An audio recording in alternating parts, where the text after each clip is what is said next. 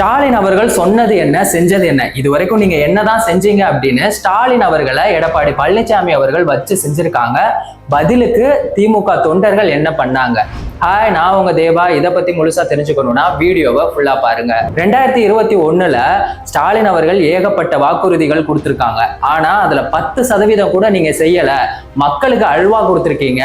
அதனால நீங்க கொடுத்த வாக்குறுதிகள் எல்லாத்தையும் நாங்க ஒரு அல்வாவா ரெடி பண்ணியிருக்கோம் அப்படின்னு சொல்லி எடப்பாடி பழனிசாமி அவர்கள் திமுக உருட்டுக்கடை அல்வா அப்படிங்கிற ஒரு விஷயத்த வந்து எல்லாருக்கிட்டையும் காமிச்சிருக்காங்க.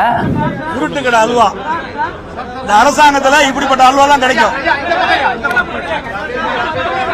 அதுல என்னெல்லாம் இருக்கு அப்படின்னா, பெட்ரோல் டீசல் விலையெல்லாம் குறைக்கிறேன் அப்படின்னு சொன்னதையும் செய்யல. மாதாந்திர மின் கட்டணம், நீட் விலக்கு, இந்த மாதிரி எந்த விஷயங்களையுமே செய்யல. மகளிர் உரிமை தொகை 1000 ரூபாய் கொடுக்குறேன் அப்படின்னு சொல்லி ஃபர்ஸ்ட் சொன்னீங்க. ஆனா அதுக்கப்புறமா தகுதியானவர்களுக்கு தான் இந்த மகளிர் உரிமை தொகை அப்படின்னு சொல்லி உருட்டுனீங்க. இந்த மாதிரி எல்லாம் சொல்லி எடப்பாடி பழனிசாமி அவர்கள் வந்து ஸ்டாலின் அவர்களோட வாக்குறுதிகளை வந்து கலாய்ச்சிருக்காங்க. பதிலுக்கு திமுக தொண்டர்கள் என்ன பண்ணாங்க அப்படின்னா, அதிமுக திருட்டுக்கடை அல்வா அப்படிங்கிற ஒன்றை வந்து உருவாக்கி 3 வாங்கினா 1 இலவசம் அப்படின்னு சொல்லி போட்டிருக்காங்க. அதுல என்னெல்லாம் இருக்கு அப்படின்னா, நாங்க எப்பவுமே பாஜகவோட கூட்டணி வைக்க மாட்டோம் அப்படின்னு சொல்லி எடப்பாடி பழனிசாமி அவர்கள் சொன்னாங்க.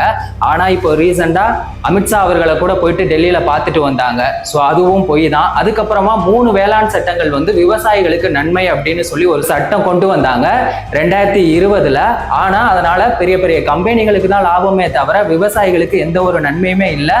அதனால விவசாயிகள் வந்து போராட்டம்லாம் நடத்தி 2021 அந்த வேளாண் சட்டத்தை வந்து ரத்து பண்ணாங்க. எல்லாருக்கும் இலவச கைபேசி வழங்கப்படும் அப்படின்னு சொன்னாங்க. ஆனா அதை எதையுமே செய்யல. ஆக மொத்தம் 2 பேருமே சேர்ந்துதான் மக்களுக்கு அல்வா கொடுத்திருக்காங்க. இதுல ஒரு விஷயம் என்னன்னா, 2 பேரும் உண்மையை மாத்தி மாத்தி சொல்லியிருக்காங்க. அவ்வளவுதான். திமுக ஆட்சியை பத்தியும் அதிமுக ஆட்சியை பத்தியும் உங்களோட கருத்து என்ன அப்படிங்கிறத மறக்காம கமெண்ட் பாக்ஸ்ல சொல்லிட்டு போங்க. வேறொரு வீடியோல வேறொரு கண்டென்ட்ல நான் உங்களை சந்திக்கிறேன். நன்றி, வணக்கம்.